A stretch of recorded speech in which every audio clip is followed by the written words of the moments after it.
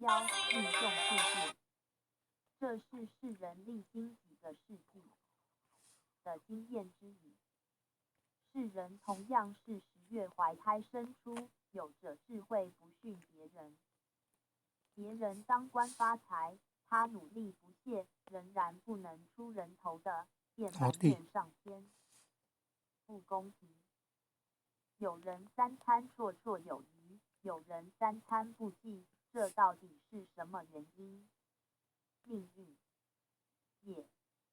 命运绝非迷信之谈，是人降生于世，称若土，人有人种。